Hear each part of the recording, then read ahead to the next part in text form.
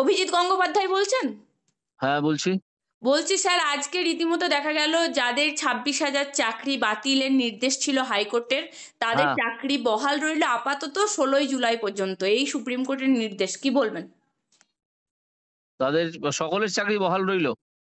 একদমই, তাদের সকলের। আচ্ছা, ঠিক আছে। 16ই জুলাই হিয়ারিং হবে আবার, তখন হিয়ারিং হবে। হিয়ারিং এ দেখা যাক কি হয়। আমার বিশেষ কিছু এই বিষয়ে বলার নেই। সুপ্রিম কোর্ট শুনছে, সুপ্রিম কোর্ট সিদ্ধান্ত নেবে। তবে স্যার একটা কথা এক্ষেত্রে আছে, এক্ষেত্রে এসএসসি জানিয়েছে যে 8,324 জন তারা অযোগ্য।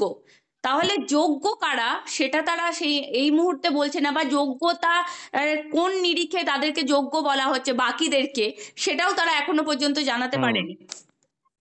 ঠিক আছে। সুপ্রিম কোর্টের অর্ডারে এরা এখন কিছুদিন চাকরি করুক, তারপর সুপ্রিম কোর্ট সেটা ডিসাইড করবে কবে কি হবে, কি সিদ্ধান্ত হবে, আলটিমেটলি সর্বশেষ সিদ্ধান্ত। কিন্তু আজকে মুখ্যমন্ত্রী যে মন্তব্য করেছেন, বলেছেন মানুষ খেকো হয় বাঘ শুনেছি, কিন্তু এরা হচ্ছে চাকরি খেকো, কি বলবেন?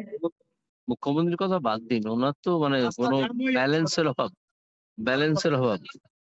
হুম। আর এই ক্ষেত্রে অভিষেক বন্দ্যোপাধ্যায় বলেছেন যে সত্যের জয় হলো, সমস্ত প্রতিবন্ধকতার বিরুদ্ধে আমরা রীতিমতো লড়লাম, মানুষের পাশে থেকে জীবনের শেষ নিঃশ্বাস পর্যন্ত লড়াই চলবে। হ্যাঁ, উনি এখন এরকম ভাঁড়ের ভূমিকায় অভিনয় করেন। এই ভাঁড়ামো কথাবার্তা উনি বলেন। ওনার সরকার কোনো প্রশ্নের উত্তর দিতে পারলো না, শেষ পর্যন্ত স্বীকার করে নিল কতজন ভুয়ো চাকরি হয়েছে, জালিয়াতির চাকরি হয়েছে। এবং এই জালিয়াতির চাকরি মানেই তো টাকা দিয়ে বিক্রি করা চাকরি, টাকা নিয়ে বিক্রি করা চাকরি। তারপরেও এই লোকটা এই কথা বলছে। তো এদের এই ভাঁড়ামোর শেষ দিন এসে গেছে, আর বেশি দিন এরা টিকবে না। আমি বলছি স্যার, যদি এই রায়, যে রায় আপনি যখন প্রথম দিন রায় দিয়েছিলেন, আপনি বলেছিলেন কারা যোগ্য কারা অযোগ্য, তাদের মধ্যে কতজন যোগ্য কতজন অযোগ্য আপনি একটা নির্দিষ্ট লিস্ট দিতে বলেছিলেন, সেদিনই আপনি নির্দিষ্ট করে দিয়েছিলেন 5,000 জনের মতো আনুমানিক। তো স্যার সেদিনই যদি হতো, আজকে যে 8,324 জন আসছে, তাহলে সেক্ষেত্রে সেদিনই হতে পারতো, সেদিনই। সেদিন হলে কম হতো, আজকে হলে আরো বেশি লোকের লিস্ট আসছে যারা জালিয়াতি করে করেছে, জালিয়াতি করে চাকরি নিয়েছে, চাকরি কিনেছে, আর তৃণমূল চাকরি বেচেছে। হুম।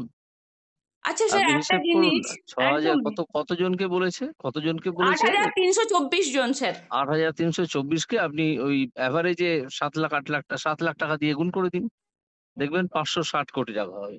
হুম। তার মানে এই 560 কোটি টাকা শাসক দলের গেছে, যা শুভেন্দু আরো অধিকারী বেশি বলছেন। গেছে, আরো বেশি গেছে, আরো বেশি গেছে। কারণ প্রাইমারিটা তো এখনো শুরু হয়নি। প্রাইমারির ওই লোকটা মানিক ভট্টাচার্য না কি নাম, সে তো জেলে গড়াগড়ি খাচ্ছে। এবার তারটা তো শুরু হবে। আমি তো অর্ধেক করে দিয়ে এসেছিলাম, বাকি অর্ধেকটা যেটা রয়ে গেছে সেটার হিয়ারিং শুরু হয়েছে। স্যার প্রাইমারির ক্ষেত্রে তো দেখা যাচ্ছে 70,000-এর চাকরি বাতিল হতে পারে, মানে যা দুর্নীতিতে হ্যাঁ, হতে উঠেছে। পারে, হতে পারে। আশ্চর্যের কিছু নেই, আশ্চর্যের কিছু নেই। কিন্তু যেভাবে মুখ্যমন্ত্রী বলছেন, আপনারা যেভাবে চাকরি খেকো হয়ে উঠেছেন, বিজেপি যেভাবে হ্যাঁ, চাকরি খেকো হয়ে উনি উঠেছে। উনি যেভাবে উনি যেভাবে চাকরি বিক্রেতা হয়ে উঠেছিলেন, চাকরি বিক্রেতা হয়ে উঠার ফলে এই চাকরি খেকো হয়ে উঠতে হয়েছে। এবং এই যাদেরকে বেআইনি ভাবে জালিয়াতি করে যোগ্যদের বাদ দিয়ে অযোগ্যদের চাকরি দিয়ে যে জালিয়াতিটা করা হলো, তার বিরুদ্ধে গিয়ে যারা চাকরি খেকো হয়েছেন, আমার মনে হয় তারা কিছুতেই দুঃখিত হবেন না এইসব মন্তব্যে। তার কারণ হচ্ছে তারা জানেন ভারতবর্ষের সম্মান কিভাবে রক্ষা করতে হয়। মুখ্য একদম। আর এই ভদ্রমহিলা মমতা ব্যানার্জি, এনার তো কোনো লাজ লজ্জাহীন নির্লজ্জ এক অসভ্য মহিলা।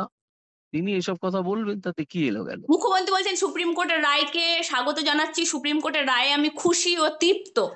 রায় তো নয়, এটা তো অর্ডার, এটা তো ইন্টারিম অর্ডার। উনি তো জানেনই না, তফাৎই জানেন না কোনটা ইন্টারিম অর্ডার কোনটা রায়, তার তফাৎ উনি জানেন না। ওনার তো বিদ্যে বুদ্ধি কিছু নেই। হুম। বলছে পুরো শিক্ষক মহলকে জানায় অভিনন্দন। হ্যাঁ। আর শিক্ষক মহল ওনাকে হয়তো জুতো তুলে দেখাচ্ছে, দেখা যাবে চটি চটি ছুঁড়ে মারছে। হুম। না, আমি বলছি স্যার, এই যে রায়, এইটা 16 তারিখ পর্যন্ত অন্তর্বর্তীকালীন স্থগিতাদেশ, এইটাতে এত হ্যাঁ, খুশি নাচানাচির কি কিছু আছে, আমি জিজ্ঞাসা করছি আপনাকে। শুনেই সে তো সাধারণ সাধারণ মানুষ বুঝবে, কিন্তু যাকে ভোট প্রচারে নেবে মিথ্যে কথা বলতে হয় সে কি বুঝবে? সে বুঝবে না। সেসব জেনে শুনেও মিথ্যে কথাটাই চালিয়ে যাবে, যে আমরা জিতলাম, আমরা অমুক করলাম, আমরা তমুক করলাম। তাদেরকে মনে করিয়ে দেওয়া দরকার প্রতি মুহূর্তে যে তোমরা স্বাভাবিক প্রশ্নের কোনো উত্তর দিতে পারোনি সুপ্রিম কোর্টের কাছে তা সুপ্রিম আজকে। কোর্টও বলেছে একদম এই নিয়োগ দুর্নীতি হয়েছে, মানে একদম জালিয়াতি হয়েছে কার্যত বলা চলে। এই যে হুম চাল আর কাঁকড় কিভাবে বাছাই করবেন সেক্ষেত্রেও প্রধান বিচারপতি তিনিও প্রশ্ন তুলেছেন যে চাল আর কাঁকড় কিভাবে বাছাই করা সম্ভব হবে। ঠিক আছে, দেখা যাক না কিভাবে হয়। এ তো আহ, তার তো নিশ্চয়ই কোনো মেথড থাকবে, স্ট্যাটিস্টিক্যাল মেথড তো কিছু থাকতেই পারে। হুম আপনি এই রায়ে আপাতত আপনার কি মতামত আর একবার এটা রায় নয়, এটা রায় নয়, এটা একটা আদেশ, এটা অর্ডার। রায় হচ্ছে জাজমেন্ট। সুতরাং এই অর্ডার হতেই পারে। তাও তো প্রথম দিন যে যে ওদের গাউন গায়ে দিয়ে একটা দালাল ঘুরে বেড়ায় সে এবার ভোটেও দাঁড়িয়েছে। কল্যাণ ব্যানার্জি। সে বলেছিল 5 মিনিটে স্টে নিয়ে আসবো। তো 5 মিনিটের জায়গায় তো 2 দিন হয়ে গেল, তখনও তিনি স্টে আনতে পারলেন না। হ্যাঁ, ব্ল্যাঙ্কেট স্টে তো দেয়নি, এটা স্টে দিয়েছে ফর এ লিমিটেড পিরিয়ড। হুম তবে স্যার তখন আরো দেখা। একটা উল্লেখযোগ্য বিষয় এক্ষেত্রে, এই রায়ের ক্ষেত্রে, যে সিবিআই তদন্ত চালিয়ে যেতে পারবে ওই যে অতিরিক্ত সুপার নিউমারি পোস্ট ক্রিয়েটের হ্যাঁ ক্ষেত্রে। হ্যাঁ সেক্ষেত্রে কিন্তু সিবিআই তদন্ত চালিয়ে যেতে পারবে, এইটাও হুম কিন্তু এর উপর কিন্তু কোনো রকম স্থগিতাদেশ দেওয়া হয়নি স্যার। তাহলে মন্ত্রিসভা শুদ্ধ জেলে চলে যেতে পারে। যদি সিবিআই মনে করে যে এরকম এরকম দুর্নীতির খোঁজ পাওয়া যাচ্ছে সুপার নিউমারি পোস্ট ক্রিয়েশন সম্বন্ধে, তাহলে ওনাদের পুরো মন্ত্রিসভা জেলে চলে যাবে, গিয়ে কাস্টোডিয়াল ইন্টারোগেশন হবে। কিন্তু এই স্থগিতাদেশ দেওয়া হয়েছে যে তাদেরকে হেফাজতে নিয়ে জিজ্ঞাসাবাদ করা যাবে না স্যার। ঠিক আছে, যেহেতু হেফাজতে নিয়ে জিজ্ঞাসাবাদ না করা যায়, বাইরে রেখে জিজ্ঞাসাবাদ করা যাবে, তাই না? তাই হবে। একদম, তাহলে স্যার এটা বলা চলে আপনি যেদিন প্রথম দিন আপনার যে রায়, সেই রায় নিয়ে সুপ্রিম কোর্টে গেল, হাইকোর্টে গেল, আবার সুপ্রিম কোর্টে, তাহলে সেই 8,324 জন ওখান থেকে বাছাই হলো। আপনার রায় প্রথম দিন মেনে নিলে তাহলে কম হতো, আপনি এটাই বলতে চাইছেন এই মুহূর্তে? হ্যাঁ নিশ্চয়ই। এখন তো আরো খতিয়ে দেখা দরকার। খতিয়ে দেখা গেল যে 8,324, 5,000 5,500-এর কথা হয়তো আমি বলেছিলাম, আমার এক্ষুনি মনে নেই কত কথা বলেছিলাম। তবে 8,324 তোরা নিজেরাই স্বীকার করে নিয়েছে। তো এই 8,324 জনের উচিত, তাদের চাকরি তো কোনো অবস্থায় থাকবে বলে মনে হয় না। সুপ্রিম কোর্ট তো এই বিষয়টা নিশ্চয়ই দেখবে। তাদের উচিত এখন এই বা পিসি এবং ভাইপো দুজনের কোমরে দড়ি দিয়ে টাকাটা আদায় করে নেওয়া, যে টাকাটা তারা দিয়ে ওই চাকরিগুলো ওদের কাছ থেকে কিনেছে। হুম আপনাকে অসংখ্য ধন্যবাদ আমাদেরকে স্যার এতক্ষণ সময় দেওয়ার জন্য। নমস্কার।